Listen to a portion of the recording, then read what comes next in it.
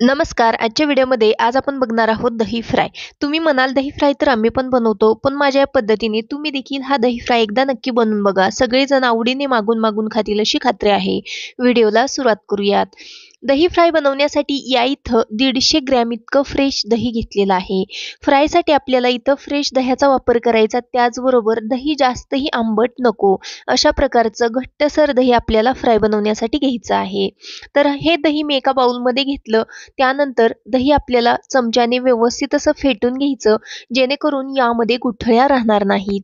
दही छान असं प्लेन करून घेतलेलं आहे. पुढच्या कृतीकडे वळूयात. गॅसवरती कढई गरम करायला ठेवलेली आहे. कढईमध्ये 1.5 पळी इतकं फोडणीकरता तेल घातलेलं आहे. माझ्या पळीची साईज अगदी लहान आहे, त्यामुळे 1.5 पळी इतकं तेल वापरलेलं आहे. दही फ्राय किती आहे त्यानुसार तेलाची क्वांटिटी कमी अधिक करू शकता. त्यामध्ये पाव चमचा मोहरी आणि पाव चमचा जिरे पूड घातलेले आहे. काही कढीपत्त्याची पानं घातली. 2 लाल मिरच्या घालायच्या आहेत. त्याचबरोबर आपल्याला या ठिकाणी लसूण पेस्ट आणि अद्रक पेस्ट घालायची आहे. व्यवस्थित असं आपल्याला हे परतून घ्यायचं आहे. जिरेपूडऐवजी तुम्ही या ठिकाणी जिरे देखील वापरू शकता. फोडणी छान अशी परतून झाल्यानंतर काही सुके मसाले घालूयात. पाव चमचा हळद पावडर घातलेली आहे. अर्धा चमचा लाल मिरची पावडर घालायची आहे. चवीनुसार कमी अधिक करू शकता. 1 चमचा धना पावडर घालायची.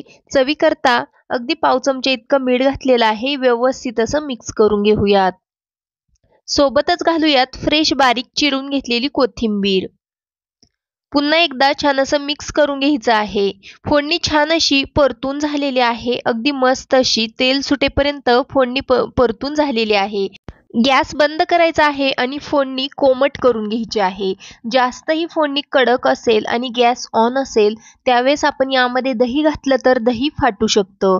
त्यामुळे गॅस बंद केलेला आहे. फोडणी कोमट करून घेतली. त्यानंतर आपण फेटून घेतलेलं दही यामध्ये घातलेलं आहे. फोडणीमध्ये दही घातल्यानंतर व्यवस्थित असं मिक्स करून घ्यायचं आहे. त्यानंतर इथं बघू शकता आपलं मस्त असं चटपटीत दही फ्राय बनवून तयार झालेलं आहे. तुम्हाला जर वाटत असेल हे दही फ्राय थोडंसं कोमट आहे, तर तुम्हाला आणखीन गरम पाहिजे असेल तर तुम्ही अगदी गॅस लो फ्लेमवरती ऑन करू शकता आणि हे दही फ्राय एकसारखं हलवत थोडंसं गरम करून घेऊ शकता. पण तुम्ही कंटिन्युअस हे दही फ्राय गरम करायला ठेवलं तर दही फाटू शकतं.